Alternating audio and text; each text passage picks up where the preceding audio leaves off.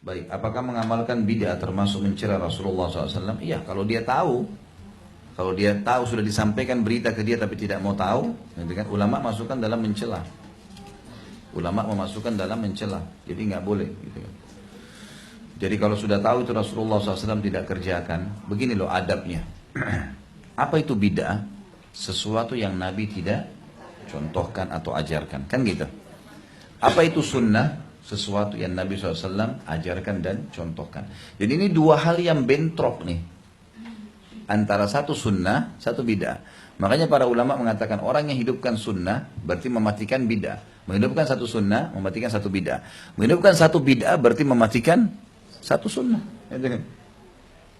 Dan juga yang sunnah ini banyak sekali. Banyak. Untuk apa buat bid'ah? Yang diperintahin aja ribuan hadis gitu. Habisin umur di situ. Kenapa buat yang ini gitu? Oh ini karena baik. Baik, yang sunnah tidak baik.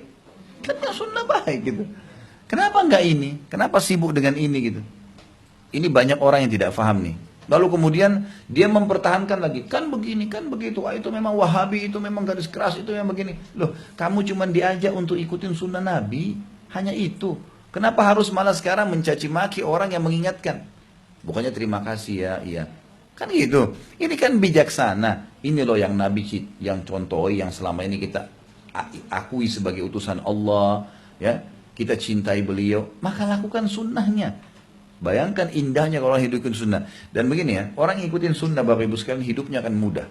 Karena mudah. Semua ada panduannya. Yang bid'ah ini pasti rumit. Subhanallah. Rumit gitu.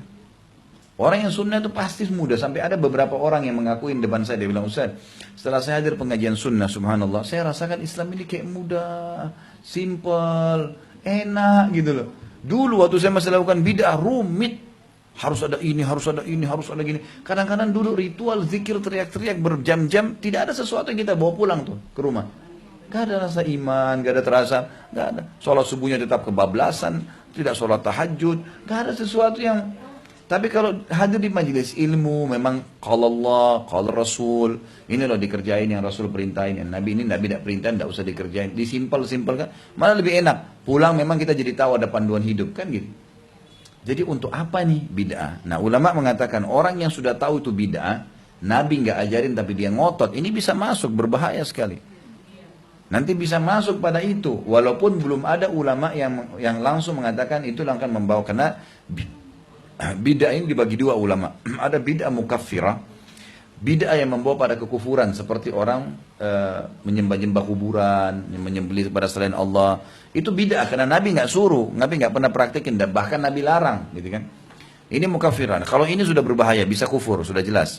Tapi kalau bid'ahnya itu adalah bid'ah khilafiyah, bid'ah yang masih ada yang mengatakan bid'ah, ada yang mengatakan tidak, seperti kunut subuh atau tidak, kerasin basmalah atau tidak. Ini karena ada dalil tapi lemah atau tidak lemah gitu saja. Khilaf di antara ulama. Maka ini tidak masuk dalam masalah yang sedang kita bahas ya. Tidak masuk ini. Yang masuk adalah yang pertama, yang bid'ah mukaffirah. Nah kalau dia sudah jelas masuk kepada bid'ah mukaffirah, kamu tidak boleh loh minta-minta pada kuburan. Ah nggak apa-apa. Loh Rasulullah nggak contohin loh. Ah saya nggak mau tahu. Misal, maka ini sudah nggak diragukan ini. Bahaya sekali gitu kan. Tapi kalau masalah khilafiyah, seperti misalnya Imam Ahmad dan Imam Syafi'i rahimahumullah, ini adalah murid dan guru kan.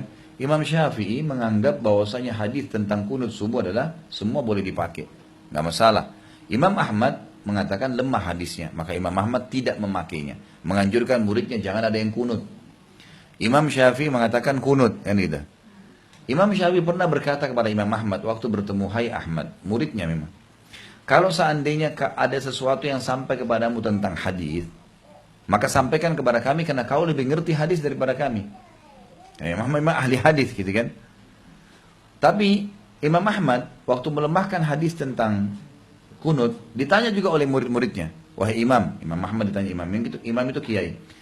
Kalau kami sholat di belakang Syafi'i, pengikut Syafi'i, apakah kami kunut? Kata Imam Ahmad, kalau kau tidak, apa kata beliau? Kalau kau tidak mau kunut, jangan sholat subuh. Maksudnya harus ikut kunut. Gimana caranya kok nggak ikut? Ada hadisnya kok. Cuman ini lemah atau enggak? Saya anggap lemah. Imam Syafi'i bilang nggak anggap lemah. Masih khilaf di sini.